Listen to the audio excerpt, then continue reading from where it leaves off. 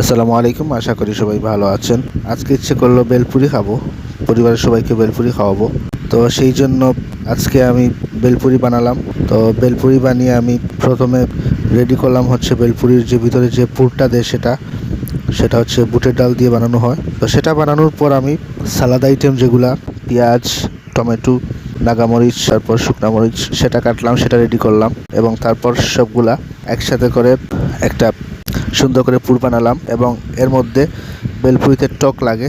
তো টকের জন্য আমি এখানে বড়ই দিয়ে আমার হাতে যেটা ছিল সেটা দিয়ে টক বানিয়েছি। সেখানে আবার উপকরণ হিসাবে দিয়েছি বড়ই, পানি, তারপর হচ্ছে মরিচের গুঁড়া, হালকা ধনিয়া গুঁড়া, পাঁচফোড়নের গুঁড়া, তারপর সুন্দর করে একটা টক বানালাম, শুকনা মরিচ দিলাম, অল্প একটু নাগামরিচ এখানে দিলাম। টকটা অনেক ভালো হয়েছে।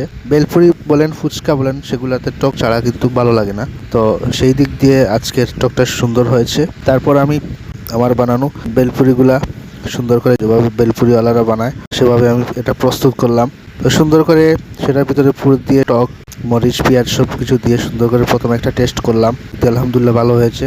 তারপরে লবণ সব কিছু ঠিকঠাক আছে কিনা দেখার পর আমি আরেকটা বানিয়ে খেলাম। তারপর সুন্দর করে প্লেটে একটা একটা করে সাজিয়ে দিলাম এবং সবাইকে এটা দিলাম।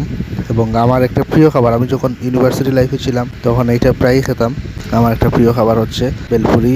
তো আজকে আমি বেলপুরি নিয়ে একটা রেসিপি বানালাম এবং আমার পরিবারের সবাইকে খাওয়ালাম। তো সুন্দর একটা বিষয় আজকে।